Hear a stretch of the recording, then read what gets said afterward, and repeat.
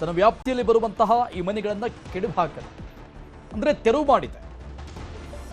GBA ಅಧಿಕಾರಿಗಳ ಕಾರ್ಯಾಚರಣೆ ನಡೀತಾ ಇದೆ. ನೂರಾರು ಕುಟುಂಬಗಳೀಗ ಕೊರವೆಚ್ಚಡಿಯಲ್ಲಿ ಬೀದಿಗೆ ಬಿದ್ದಿದೆ.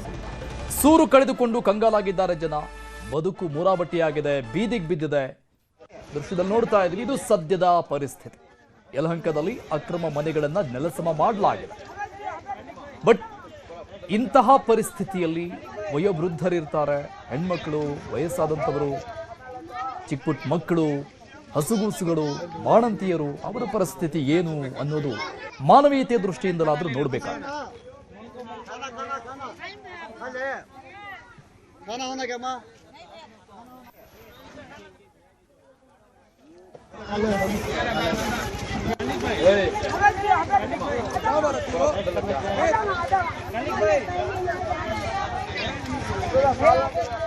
ಬೆಳಿಗ್ಗೆಯಿಂದ ಇದೇ ಯೋಚನೆ. ನಮಗೆ ಮನೆ ಹೋಯ್ತು, ಎಲ್ಲ ಹೋಯ್ತು. ಚಿಕ್ಕ ಚಿಕ್ಕ ಮಕ್ಕಳಿಗೆ ಕತ್ತಲೆಯಲ್ಲಿ ಎಲ್ಲಿ ಮಾಡಬಾರ್ದು, ಎಲ್ಲಿ ಇರೋದು, ಈ ಚಳಿಗೆ ಮಕ್ಕಳು ಏನಾಗಬೇಕು, ಏನು ಹೇಳಬೇಕು ಸರ್.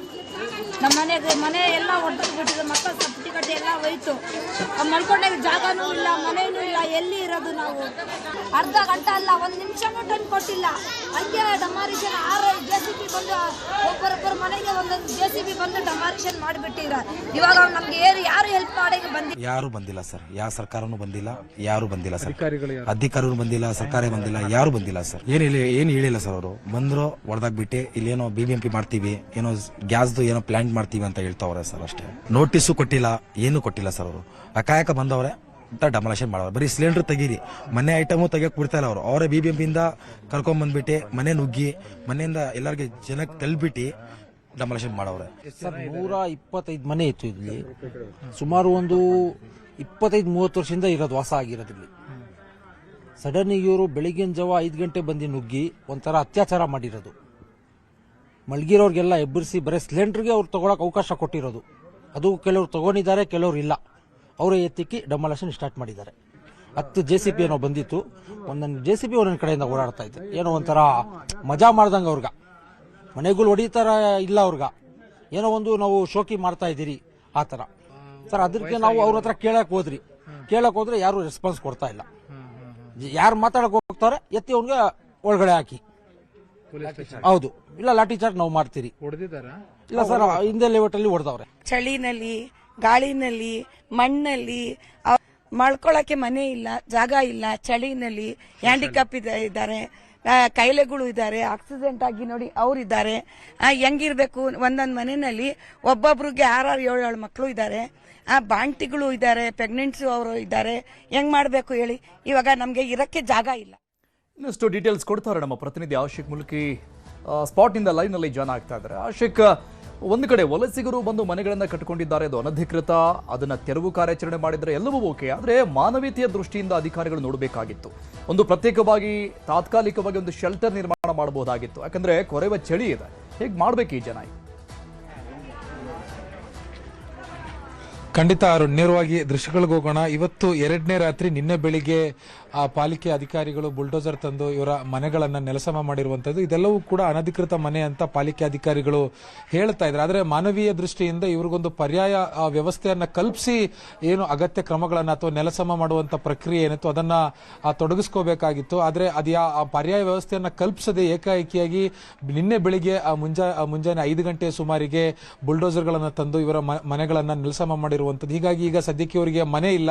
ಇವರು ಎಲ್ಲಿ ಆ ಶಾಲೆಯ ಆವರಣ, ಬೀದಿ ಬದಿಯಲ್ಲಿ ಅಥವಾ ಯಾರ್ಯಾರ ಮನೆಗಳಲ್ಲಿ ವರಾಂಡದಲ್ಲಿ ಜಾಗ ಇದೆ ಅಲ್ಲೆಲ್ಲವೂ ಕೂಡ ಇದೀಗ ಆಶ್ರಯವನ್ನ ಪಡೆದಿರುವಂತದ್ದು. ಈ ಭಾಗದಲ್ಲಿ ಏನು ಮನೆಗಳನ್ನ ಸಂಪೂರ್ಣವಾಗಿ ನೆಲಸಮ ಮಾಡಿದರೆ, ಇನ್ನೂ ಕೂಡ ಕೆಲವರು ಆ ನೆಲಸಮ ಆಗಿರುವಂತಹ ಮನೆಗಳ ಪಕ್ಕದಲ್ಲೇ ಈಗಲೂ ಕೂಡ ಕೂತಿರುವಂತದ್ದು. ಸರಿಯಾಗಿರುವಂತಹ ಊಟದ ವ್ಯವಸ್ಥೆ ಇಲ್ಲ, ಮತ್ತು ಮುಖ್ಯವಾಗಿ ಮಹಿಳೆಯರಿಗೆ, ಮಕ್ಕಳಿಗೆ ಶೌಚಾಲಯದ ವ್ಯವಸ್ಥೆ ಇಲ್ಲದೆ 2 ದಿನಗಳಿಂದ ಇಲ್ಲಿರುವಂತಹ ನಿವಾಸಿಗಳು ಪರದಾಡ್ತಾ ಇರುವಂತದ್ದು. ಇನ್ನೂ ಕೂಡ ಸಂಬಂಧಪಟ್ಟ ಅಧಿಕಾರಿಗಳಾಗ್ಲಿ ಅಥವಾ ಸ್ಥಳೀಯ ಜನಪ್ರತಿನಿಧಿಗಳಾಗ್ಲಿ ಯಾರು ಕೂಡ ಇತ್ತ ತಿರುಗಿ ನೋಡಿಲ್ಲ ಅನ್ನುವಂತ ಒಂದು ಆಕ್ರೋಶ ಮತ್ತು ಅಸಮಾಧಾನವೂ ಕೂಡ ಇಲ್ಲಿರುವಂತಹ ಜನರಿಗಿದೆ. ಸಂಪೂರ್ಣ ಬರೋಬ್ಬರಿ 125ಕ್ಕೂ ಹೆಚ್ಚಿನ ಮನೆಗಳು ಇಲ್ಲಿ ನೆಲಸಮ ಮಾಡಿರುವಂತದ್ದು ನಾವಿಲ್ಲಿ ದೃಶ್ಯಗಳಲ್ಲಿ ನೋಡೋದಕ್ಕೂ ಕೂಡ ಸಾಧ್ಯ ಆಗ್ತಾ ಇದೆ. ಸುಮಾರು 400ರಿಂದ 500 ಜನರು ಈ ಒಂದು ಏನು ಫಕೀರ್ ಕಾಲೋನಿಯಲ್ಲಿ, ಕೋಗಿಲು ಕ್ರಾಸ್ ಬಳಿ ಇರುವಂತಹ ಕಾಲೋನಿಯಲ್ಲಿ, ಈ ಕಾಲೋನಿಯಲ್ಲಿ ವಾಸ ಮಾಡ್ತಾ ಇದ್ರು. ಹೀಗಾಗಿ ಈ 400ರಿಂದ 500 ಜನರು ಕೂಡ ಇದೀಗ ಬದುಕು ಬೀದಿಗೆ ಬಿದ್ದಿರುವಂತದ್ದು. ಇದು ಚಳಿಗಾಲ ಆಗಿರುವಂತ ಕಾರಣಕ್ಕಾಗಿ ಈ ಕೊರೆವ ಚಳಿಯಲ್ಲಿ ಇವರು ಮಕ್ಕಳನ್ನ ಮಹಿಳೆಯರನ್ನ ವೃದ್ಧರನ್ನ ಯಾವ ರೀತಿಯಾಗಿ ನಾವು ಸಾಕಬೇಕು ಅನ್ನುವಂತ ಒಂದು ಪ್ರಶ್ನೆಯನ್ನ ಇಲ್ಲಿರುವಂತ ನಿವಾಸಿಗಳು ಕೇಳ್ತಾ ಇರುವಂತದ್ದು. ನಮಗೆ ಬೇರೆ ದಾರಿ ಇಲ್ಲ, ನಾವಿಲ್ಲಿ ಕಳೆದ 25-30 ವರ್ಷಗಳಿಂದ ಮನೆಗಳನ್ನ ಕಟ್ಟಿ ಜೋಪಡಿಗಳನ್ನ ಕಟ್ಟಿ ವಾಸ ಮಾಡ್ತಾ ಇದೀವಿ. ಇದು ಅನಧಿಕೃತ ಅಂತ ಆದ್ರೆ ನಮಗೆ ಇದಕ್ಕೂ ಮುಂಚೆ ಒಂದು ಮುನ್ಸೂಚನೆಯಾಗಿ ನೋಟಿಸ್ಗಳನ್ನ ಕೊಡುವಂತದ್ದಾಗ್ಲಿ ಅಥವಾ ನಮ್ ಜೊತೆ ಬಂದು ಒಂದು ಸಭೆಯನ್ನ ಮಾಡುವಂತದ್ದಾಗ್ಲಿ, ನಮಗೆ ಏನ್ ವಿಚಾರ ಅನ್ನುವಂಥದ್ದನ್ನ ಮನವರಿಕೆ ಮಾಡಿಕೊಡೋದಾಗ್ಲಿ ಯಾವ ಅಧಿಕಾರಿಗಳು ಕೂಡ ಬಂದಿಲ್ಲ, ಯಾವ ಜನಪ್ರತಿನಿಧಿ ಕೂಡ ಬಂದು ನಮಗೆ ಮಾಡಿಕೊಟ್ಟಿಲ್ಲ. ಏಕಾಏಕಿಯಾಗಿ ನಿನ್ನೆ ಬೆಳಿಗ್ಗೆ 5 ಗಂಟೆಗೆ 10 ಬುಲ್ಡೋಸರ್ಗಳನ್ನ ತಗೊಂಡ್ಬಂದ್ರು.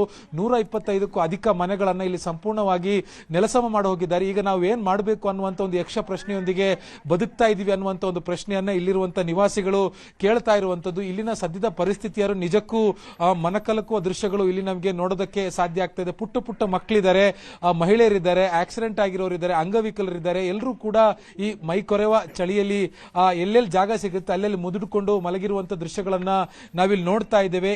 ಈ ಕಳೆದ 48 ತಾಸುಗಳಾಗಿದ್ರೂ ಕೂಡ ಇದುವರೆಗೆ ಸಂಬಂಧಪಟ್ಟ ಅಧಿಕಾರಿಗಳು ಅವ್ರಿಗೊಂದು ಊಟದ ವ್ಯವಸ್ಥೆ ಮಾಡುವಂತದ್ದಾಗ್ಲಿ ಅಥವಾ ಪರ್ಯಾಯ ವ್ಯವಸ್ಥೆಯನ್ನ ಕಲ್ಪಿಸುವಂತ ವ್ಯವಸ್ಥೆ ಆಗ್ಲಿ ಯಾವುದಕ್ಕೂ ಕೂಡ ಅದನ್ನ ಮಾಡಬೇಕು ಅನ್ನುವಂತ ಒಂದು ಆ ಮಾತನ್ನು ಕೂಡ ಇಲ್ಲಿನ ಜನರ ಜೊತೆ ಮಾತಾಡಿಲ್ಲ. ಹೀಗಾಗಿ ನಾವು ಮುಂದೆ ಏನು ಅನ್ನುವಂತ ಒಂದು ಪ್ರಶ್ನೆಯೊಂದಿಗೆ ಇಲ್ಲಿರುವಂತಹ ಜನರು ಬೀದಿಯಲ್ಲಿ ನಿಂತಿರುವಂತದ್ದು. ನಾಳೆ 9 ಗಂಟೆಗೆ ಕಂದಾಯ ಸಚಿವ ಕೃಷ್ಣ ಬೈರೇಗೌಡ ಅವರು ಇಲ್ಲಿ ಬರ್ತೀನಿ ಅನ್ನುವಂತ ಒಂದು ಮಾಹಿತಿ ಸಿಕ್ಕಿದೆ. ಆದ್ರೆ ಅವರು ಬಂದ ಮೇಲೆ ಯಾವ ರೀತಿಯಾಗಿರುವಂತಹ ಕ್ರಮ ಅಥವಾ ವ್ಯವಸ್ಥೆ ಆಗುತ್ತೆ ಅನ್ನುವಂಥದ್ದನ್ನ ಜಾತಕ ಪಕ್ಷಿಗಳಂತೆ ಇಲ್ಲಿರುವಂತಹ ನಿವಾಸಿಗಳು ಎದುರು ನೋಡ್ತಾ ಇದ್ದಾರೆ. Arun, thank you Ashiq ಡೀಟೇಲ್ಸ್ಗೆ.